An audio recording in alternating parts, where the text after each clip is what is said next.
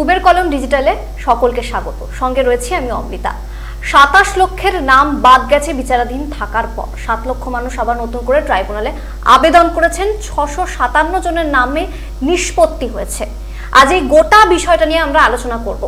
তার মধ্যেও কিন্তু অনেক তথ্য আপনাদের দেব যে যারা ভোট দিতে পারলেন না বা ভোটাধিকার থেকে বঞ্চিত হলে এর পরবর্তী পদক্ষেপ তাদের কি হতে পারে।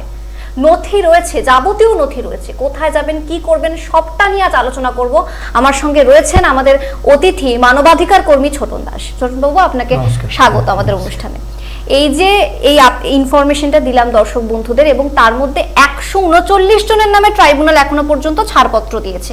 এই যে মানে বিপুল সংখ্যক একটা তালিকা, তার মধ্যে থেকে ১৩৯ জন, মানে একটা সমুদ্র থেকে হয়তো এক বিন্দু এরকম হতে পারে।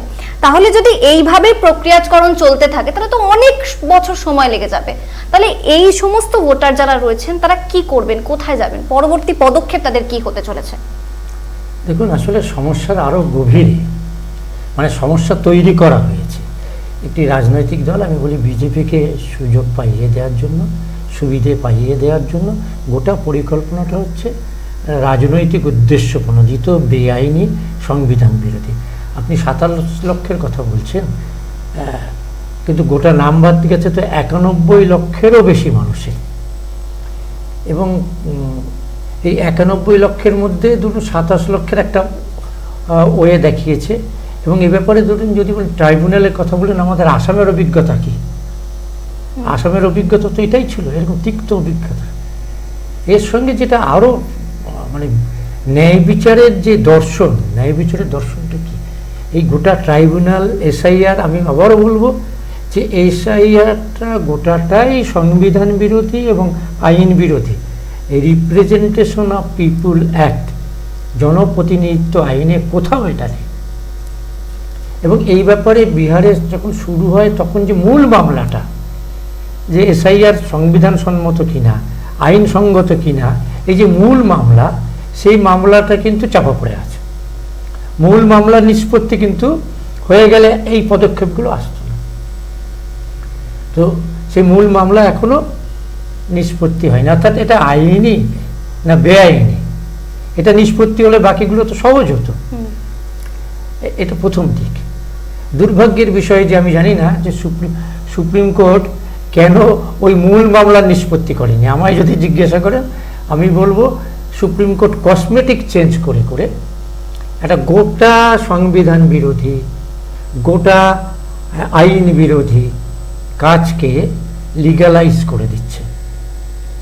আমি কদিন আগে প্রশান্ত ভূষণের ইন্টারভিউ দেখছিলাম। আমরা তো সাধারণ মানবাধিকার কর্মী, অপরিচিত অনামী ব্যক্তি, প্রশান্ত ভূষণের দেখছিলাম, ইন্টারভিউ দেখছিলাম। তিনি তার আইনি ভাষায় এই যেটা বলছিলাম এটাই বলেছেন।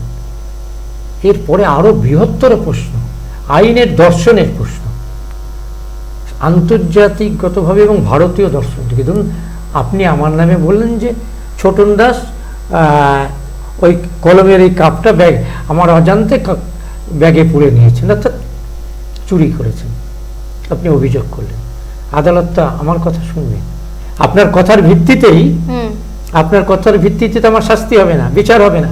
বিচারের নিয়ম এমনকি যার বিরুদ্ধে হত্যার অভিযোগ আছে তাকেও যদি লয়ার দিতে না পারে, রাষ্ট্র লয়ার দেয়, অর্থাৎ তার বক্তব্য শোনা।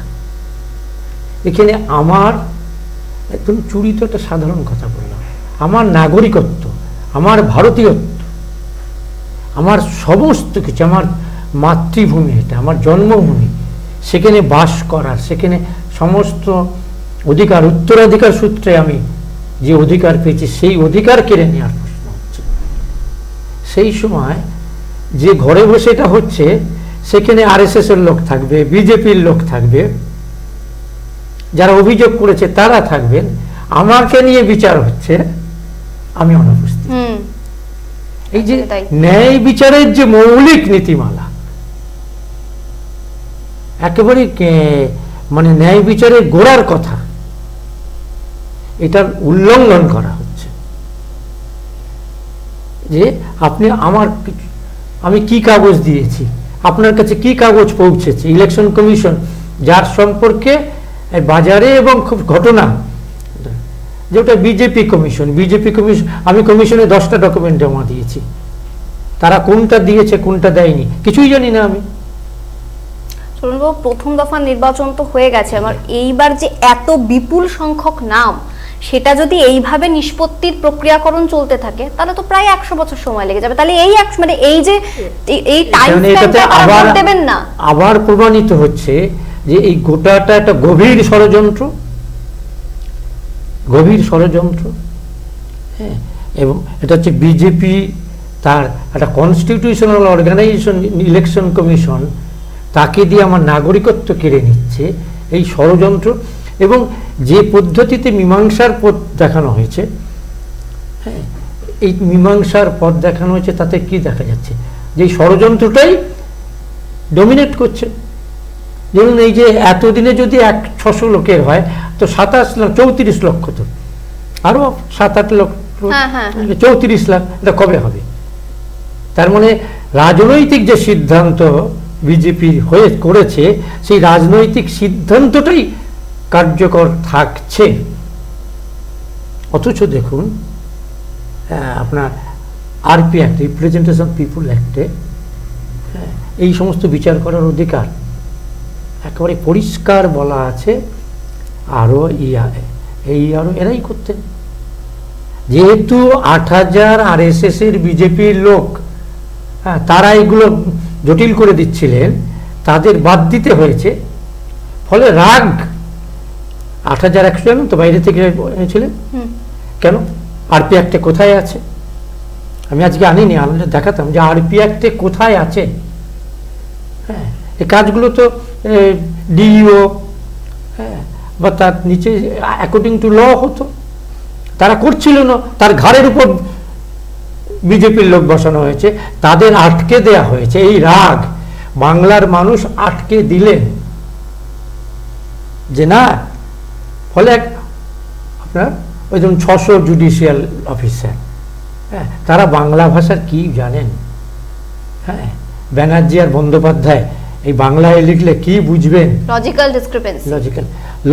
ডিসক্রিপেন্সি এটা ভারতবর্ষ আর কোথায় হয়েছে? আচ্ছা, লজিক্যাল ডিসক্রিপেন্সি বলছেন, বাংলা মানেটা কি? বাংলা মানেটা হচ্ছে যুক্তিগ্রাহ্য অসঙ্গতি। মানে অসঙ্গতির পেছনে যুক্তি আছে, আপনিই বলছেন যুক্তি আছে, তো আপনি এটা মিট আপ করে দিতে পারতেন। মানে বেসিক্যালি দায়টা কার? তাই তো প্রশ্নটা এখানেই থেকে যাচ্ছে। আসলে হচ্ছে যে বাংলাকে মাথা নোয়ানো যাচ্ছে না। বাংলা বরাবর এই সাম্প্রদায়িক শক্তি, বিভেদকামী শক্তি, হ্যাঁ, যারা ভারতীয় ঐতিহ্যকে ধ্বংস করছে, সেই শক্তি কিছুতেই বাংলাকে কবজা করতে পারছে না। ফলে তাকে শাস্তি দাও। বাবু, তাহলে এরপর যারা ধরুন যাদের নামে নিষ্পত্তি হয়েছে, তাদের তো তবু নিষ্পত্তি হয়েছে, অনেকের ডকুমেন্টস খতিয়ে দেখা হয়েছে, প্রায় 559 জনের ডকুমেন্টস খতিয়ে দেখা হয়েছে। যাদের খতিয়ে দেখাই হয়নি, যাদের নিষ্পত্তিকরণের কাজটাই হয়নি, যারা মানে তারা এরপর কি করবেন? আমি স্পেসিফিক্যালি জানতে চাইবো, কারণ আপনি একজন মানবাধিকার কর্মী হিসেবে দর্শকদের কি বলবেন? আমি বলবো যে আসলে এটা তো কোনো লিগ্যাল প্রসেস নয়, এটা হচ্ছে পলিটিক্যাল প্রসেস। হ্যাঁ, পলিটিক্যালি এটাকে মোকাবিলা করা নেওয়া হয়েছে। কেন? আপনি মানুষ কিন্তু যথেষ্ট আতঙ্কে এবং উদ্বেগে রয়েছেন। শুধু আতঙ্কে নয়, আমি অনুরোধ করব, আপনাদের এই চ্যানেলের মাধ্যমে অনুরোধ করব, কেউ ইতিমধ্যেই বোধহয় 250 বেশি মানুষ, তার মধ্যে 25 জন সরকারি কর্মচারী, বিএলও আছে। হ্যাঁ, না সেই প্রসঙ্গতেও আমরা আসবো, কিন্তু তারা এখন কি করবেন? যে এখন আমি বলবো যে তারা অ্যাপ্লাই করেছেন, ধৈর্য ধরতে হবে। কোনো আতঙ্কিত হয়ে যেন নিজেদের মূল্যবান জীবন বিসর্জন না দেয়। কালকেও 2 জন মারা গেছে, একজন আত্মহত্যা করেছে। এই এত আতঙ্কিত হবার এটা ঘটনা, মানে যাদের নাগরিকত্ব কেড়ে নিয়েছে কালকে দেখাচ্ছে। এবং বিহারে তো তার আপনার বিহারের মুখ্যমন্ত্রী এসে এখানে বলেছেন তো, যে যাদের নাম বাদ গেছে তাদের ওই রেশন কার্ড ইত্যাদি সব বন্ধ করে দেওয়া হচ্ছে। মানে ধরুন আপনার ব্যাংক অ্যাকাউন্ট বন্ধ হয়েছে, মানে মানুষ আতঙ্কিত হচ্ছে এইভাবে। সেটা তো খুব স্বাভাবিক। ফলে ধৈর্য ধরা, হ্যাঁ, এবং লড়ে নিতে হবে, লিগালি একটা লড়াই, কিন্তু রাস্তাতে সামাজিক আন্দোলনের মধ্যে দিয়েই আমরা বাংলার মানুষের নিষ্পত্তি করবে। কিন্তু আমরা দেখেছি যে জোকার ট্রাইব্যুনালের ক্ষেত্রে আমরা দেখেছি এখানে তো ট্রাইব্যুনালের কাজ হচ্ছে না, এমন অভিযোগও সামনে এসেছে, অথচ ওখানে ট্রাইব্যুনাল রয়েছে, আইনজীবীদের ঢুকতে দেওয়া হচ্ছে না, এবং যার নাম বাদ গেছে ধরুন তার নামটা কেন বাদ গেছে সে নিজেও জানে না। এই যে এই কনফিউশনগুলো বা এই যে প্রশ্নচিহ্নগুলো মানুষের মনে রয়েছে যাদের নাম বাদ গেছে, এভাবেই যদি চলতে থাকে তাহলে কি আদৌ এই প্রক্রিয়ার নিষ্পত্তিকরণ সম্ভব? ধরুন প্রথম কথা এই যে অ্যাপ্লাই করতে বলে তার ফর্ম দেখেছেন তো বোধহয় 500 না 1000 শব্দে কেন বাদ গেছে কারণ, মানে কতখানি ঔদ্ধত্য, কতখানি মিথ্যেবাদী একটা কনস্টিটিউশনাল অর্গানাইজেশন, সাংবিধানিক প্রতিষ্ঠান যে নিজে জানালো না, মানে লিখতে হচ্ছে 500 শব্দ 1000 শব্দ যে কি করবে, তুমি বাদ দিয়েছো, তুমি জানো কারণটা, তুমি আমায় জানালে না, আমাকে বলছো তুমি বলো, তুমি জানিয়েছো আমায় কারণ, কারণ জানাওনি। মানে এটাই হচ্ছে কি বলতে, এটাই হচ্ছে ফ্যাসিস্টদের অ্যাক্টিভিটিস, ফ্যাসিস্টদের দর্শন এটাই, যে গোটাটা একটা মিথ্যা। অনর্গল ওরা বিশ্বাস করে গোয়েবেলসের তত্ত্ব, অনর্গল মিথ্যে বলতে বলতে বলতে বলতে 100 বার বললে একটা লোক তো বিশ্বাস করবে। এই যে বলুন কি পরিমাণে মিথ্যাচার, এক। দ্বিতীয়ত সত্যি সত্যিই যদি ইলেকশন কমিশন, এবং আমি এখন এখানে সুপ্রিম কোর্টও বলবো যে চাইতো, আচ্ছা বলুন তো দার্জিলিংয়ের মানুষ জোকায় আসবে, মানে মহামান্য আদালত বলেছেন, হাত জোর করছে সেই আদালত বলেছে, কেন জেলায় জেলায় হবে না,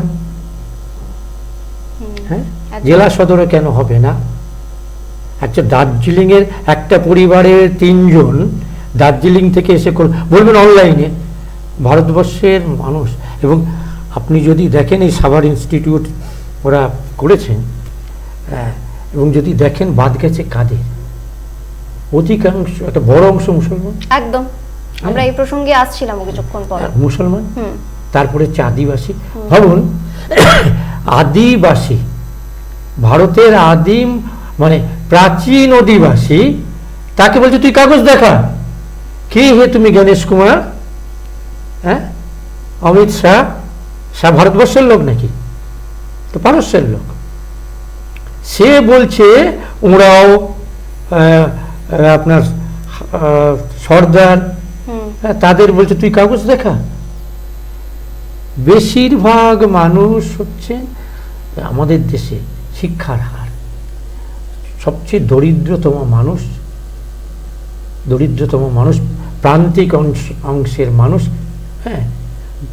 তারা বাদ গেছে, এবং এর একটা বড় অংশ হচ্ছে ওই 1,24,00,000, পরে এক জায়গায় 91 লাখ, তার মধ্যে একটা বড় অংশ যাদের নাম বাদ গেছে, একটা হিসেব দেখছিলাম আমি, সাভার করেছে 61 লক্ষ মহিলা। আচ্ছা তো নারী সশক্তি বলছেন না, মানে এরা বিজেপি দলটা এরা কি পরিমাণে নারী বিদ্বেষী।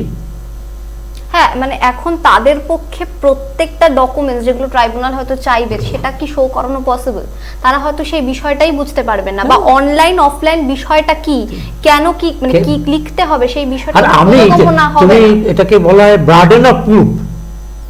তুমি অভিযোগ করছো, ভারতবর্ষের নিয়ম কি, আপনি ধরুন পুলিশ আমায় বললো ছোটন দাস অমুককে গালমন্দ করেছেন, সাধারণ নিয়ম কি, পুলিশ তথ্য প্রমাণ জোগাড় করে প্রমাণ করার চেষ্টা করবে যে ছোটন দাস ওটা করেছে। আপনি ইলেকশন কমিশন, আমার ট্যাক্সের টাকায় চলেন, আপনাকে রাখা হয়েছে, পাবলিক সার্ভেন্ট রাখা হয়েছে এই কাজ করার জন্য, এই যে রাজস্বী যোগ্য হচ্ছে এই টাকা কারা দেয়? আমার আপনার ট্যাক্সের টাকা, আম জনতা, একেবারে সে দার্জিলিং এর প্রত্যন্ত বা সুন্দরবনে প্রত্যন্ত অঞ্চলে দলিত মানুষ, আদিবাসী মানুষ, যে একটা বিড়ি কিনে তার ট্যাক্স চাপানো হচ্ছে সেই ট্যাক্সের টাকায়, আর তুমি আমাকে বলছো তুমি কাগজ দাও কেন?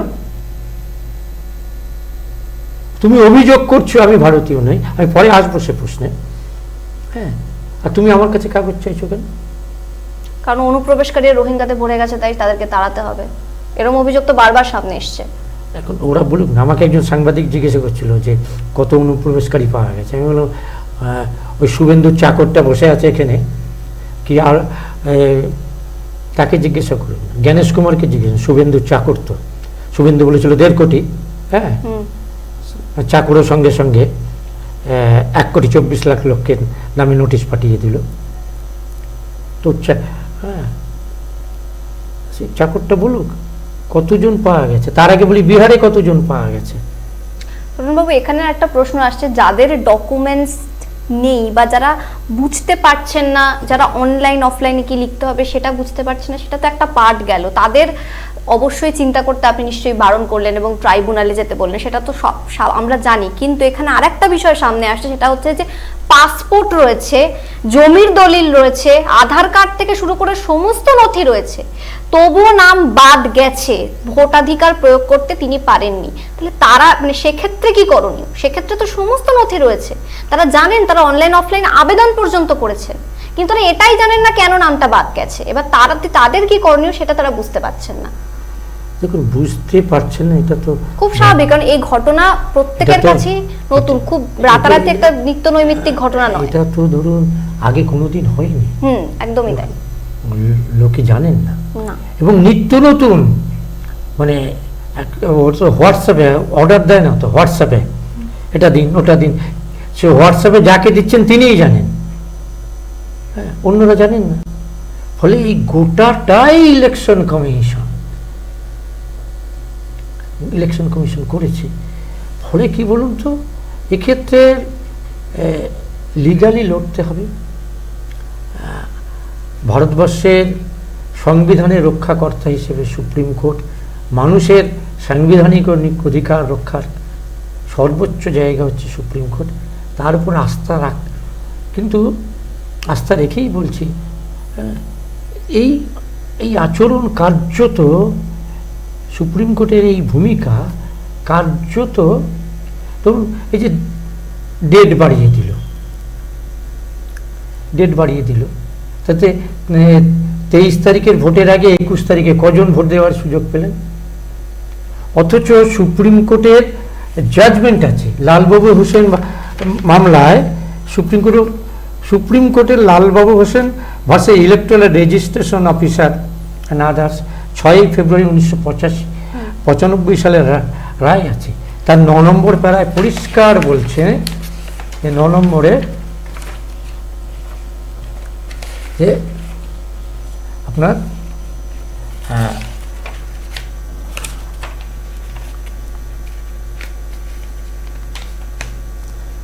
এই যে বলছে, this being petitions in the nature of public interest litigation, if the revision of the role is not possible on account of precocity of time, they will govern by the previous rule. আমি সেদিন দেখছিলাম senior lawyer প্রশান্ত ভূষণ বলছেন, তারপরে এটা খুলে দেখলাম যে পরিষ্কার বলছে যে কারোর এই রায় একদম পরিষ্কার বলা আছে, যতক্ষণ নিষ্পত্তি না হচ্ছে কারোর ভোটাধিকার সম্পর্কে যদি কোনো অভিযোগ থাকে, যতক্ষণ নিষ্পত্তি না হচ্ছে এবং সময়ের অভাবে যদি নিষ্পত্তি করা না যায়, তাহলে পুরনো যে তালিকা আছে সেই তালিকা অনুযায়ী ভোট হবে। আমাদের পশ্চিমবাংলা একটা সুবিধে, আমি জানি, আর সুপ্রিম কোর্টে মহামান্য তাদেরই তো রায়, আমি তো অন্য কথা বলছি না। সুপ্রিম সেটাও চিফ জাস্টিস ছিলেন এম আহমাদি ছিলেন, এনপি সিং ছিলেন। আচ্ছা সুনবাবু, আর একটা বিষয়, সেটা হচ্ছে যে যারা ভোটের ডিউটি করছেন, যারা ভোটের ডিউটি দিচ্ছেন, তো সেক্ষেত্রে তাদের নাম পর্যন্ত বাদ গেছে। যত এপিক কার্ড নম্বর লাগে, এপিক নম্বরটা লাগে, তারা নিজেরাও কিন্তু হতচকিত যে এটা কি করে হতে পারে। মানে এক্ষেত্রে আমি একটাই জিনিস আপনার কাছ থেকে স্পষ্ট করে জানতে চাইবো, যে মানবাধিকার কর্মী হিসেবে আপনি কিভাবে এই বিষয়টাকে দেখছেন, কিভাবে তাদের পাশে থাকছেন, বা কিভাবে এটাকে মানে আপনারা কিভাবে এই আন্দোলনটা করবেন? দেখুন, প্রথমত এই সময়ে আমি মানবাধিকার কর্মী হিসেবে বিজেপি যে এই ধরুন আন্দোলন করার এবং এই যে বিজেপি গোটা সংবিধানকেই তো চ্যালেঞ্জ করছে, এগুলো যে আমি এই যে এটা তো সুপ্রিম কোর্টের রায়, সুপ্রিম কোর্টের judgement law of the land, মানে দেশের আইন, এবং ইলেকশন কমিশনের বহু আছে। সম্ভবত 1984 সালে নির্বাচন কমিশন একটা প্রতি বছর একটা অ্যানুয়াল রিপোর্ট সাবমিট করে। 1984 সালে রিপোর্ট, 85 সালে সেখানে বলছেন মিজোরামের মুখ্যমন্ত্রী ছিলেন ব্রিগেডিয়ার টি সাইলো। তিনি ওই আজকের শুভেন্দুর মতো বলছিল অনেক বিদেশি সেখানে ভরে গেছে, তাদের নাম বাদ দেওয়া হোক। হ্যাঁ, এই অ্যানুয়াল রিপোর্ট 1984 যেটা পাবলিশড হয়েছে 1985-তে পরিষ্কার বলছেন, নির্বাচন কমিশন ব্রিগেডিয়ার টি সাইলো মুখ্যমন্ত্রীকে চিঠি দিয়ে বলছেন যে নাগরিকত্ব যাচাই করার কাজ নির্বাচন কমিশন কিংবা নির্বাচন কমিশন যারা পরিচালিত কোনো সংস্থা নয়, নির্বাচন কমিশনই বলছেন। আপনি বরং বেটার এ ব্যাপারে হোম ডিপার্টমেন্ট, আপনি হোম ডিপার্টমেন্টকে, হোম মিনিস্ট্রিকে চিঠি দিন, কারণ তারাই নাগরিকত্বের বিষয়টা দেখভাল করেন। এবং দেখবেন যে কীভাবে আপনি ধরুন 23 সালে ইলেকশন কমিশনের ডকুমেন্ট দেখছেন, no voter to be left behind, মানে ধরুন দর্শন চিন্তা যেমন যেমন পাল্টায় তেমন তেমন শব্দ পাল্টায়, ক্যাপশন পাল্টায়, স্লোগান পাল্টায়। No voter to be left behind, একজনও ভোটার তালিকার বাইরে থাকবে না, এটা ছিল ইলেকশন কমিশনের ঘোষণা। যে কারণেই তারা বাড়ি বাড়ি গিয়ে প্রত্যেকটা 3 মাস অন্তর, হ্যাঁ, ক্যাম্প করে করে নতুন কে আছে, নতুন কে আসছে, কে বাদ পড়েছে, হ্যাঁ, যখন ক্যাম্প হয়েছে প্রথমবার তার সেই ক্যাম্পে আসতে পারেনি দেখে সেকেন্ডবার প্রতি 3 মাস অন্তর অন্তর যে ক্যাম্প করে করে রিভিশন হয়। আর এখন কি বলছে, বিশুদ্ধ তালিকা, বিশুদ্ধ নাগরিকরা না ভোটার তালিকার বাইরে থাকবে না। দেখুন, no voter to be left behind, আর পিউরিফিকেশন হচ্ছে।